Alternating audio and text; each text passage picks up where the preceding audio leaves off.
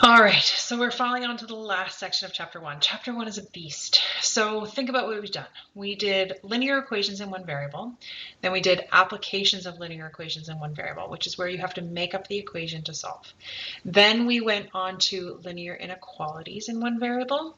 And then we did linear inequalities in one variable applications. And then this last thing we're doing, I promise, is absolute value equations.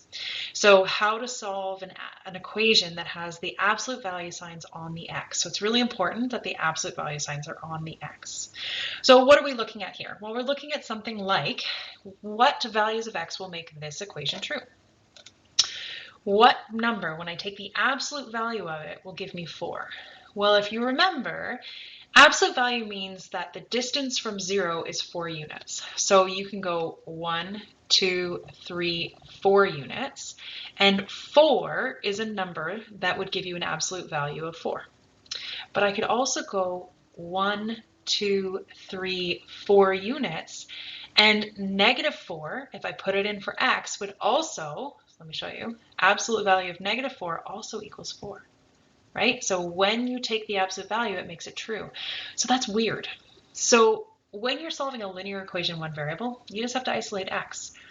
When you're solving an absolute value equation, there's a little bit more to it. So let's look at those steps. So when you're solving an absolute value equation, so something that has an x inside the absolute value signs, what I say is you're going to solve it once as is. Well, where's ax plus b going to equal k? Okay, so for example, with this one, you're going to say, well, where does 3x minus 4 equal 11? Well, let's figure that out. I'm going to add 4 to both sides, and I get 3x is equal to 15. And then I'm going to divide by 3, and I get x equals 5. So that means when x equals 5, the absolute value of 3 times 5 minus 4 is 11. Well, let's check it. So absolute value of 3 times 5 minus 4, that equals 11. I'll just work on the right. So that gives me 15 minus 4, which is the absolute value of 11, which, yep, that's 11. Cool. So that was my as is. You'll notice that when I solved it was as is, but without the inequality or the absolute value signs. So I took them off and I said, hey, what would make 3x minus 4 equal to 11? Well, can you guess what the second scenario is? If the absolute value of 11 is 11, well, the absolute value of -11 is also 11. So you're going to solve it once as is, right? Take off your absolute value signs and say this. Where does ax plus b equals k? And then I say solve it again, but flipped, right? Flipped across the 0 line. So instead of where does 3x minus 4 equal 11, you're going to take off the inequality sign, or sorry, I keep saying inequality, absolute value sign, and solve where does 3x minus 4 equal -11. So you're looking at flipped across the absolute value or the 0 line. So right, we've said where does 3x minus 4 equal +11? And we said where does 3x minus 4 equal -11? Because both of those will have absolute distances of 11. Well, let's solve it. Let's add 4 to each side. We get 3x is equal to -7. And then we're going to divide by 3. And we get x equals -7/3. It's going to make that look a little nicer. X ended up in no man's land. Okay, so let's check it. If I check x equals -7/3, so it's the absolute values. Remember, when you're checking into the original equation, which had the absolute value signs. Does the absolute value of 3 times -7/3 minus 4, does it equal 11? Well, let's see. 3 divided by 3 is 1, so this is really -7. Whoa, that came out funky. -7 minus 4. So it's the absolute value of -11, which is 11. Look at that, it's true as well. So my solution set is that my answer could be -7/3 or 5.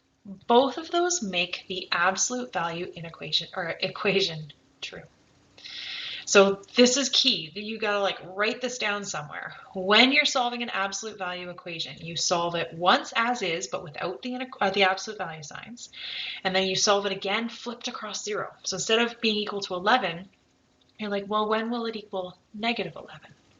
And then you solve. So let's look at another example. So if you feel like you're confident, give this one a go, right? So the first thing you do is you solve it once as is, but without the absolute value signs. So 2x minus 3, when does that equal 5?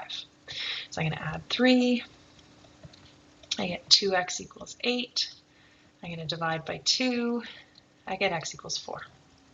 And then you're going to solve it again, flipped, right? Flipped across the 0 line. Instead of 2x minus 3 equaling 5, you're going to make it equal negative 5. Because if I get a negative 5 in here, it's still 5. So then we solve. We add 3. We add 3. 2x equals negative 2. Divide by 2. I get x equals negative 1. And again, if I want to check into your original equation. So if I check, is the absolute value of 2 times 4 minus 3, does that equal 5? Well, it's the absolute value of 8 minus 3, which is the absolute value of 5, which is 5. And then if I check negative 1, I've got 2 times negative 1 minus 3. Does that equal 5? Well, we've got the absolute value of negative 2 minus 3, which is negative 5. But the absolute value of negative 5 is 5. Woohoo! So there are 2 solutions. I'm saying that loudly. When solving an absolute value equation, you should get 2 solutions. That's one of the major differences. So solving a linear equation in one variable, 1 solution. Solving an absolute value equation, 2 solutions. I feel like I messed something up in my words there, but you know what I mean. All right,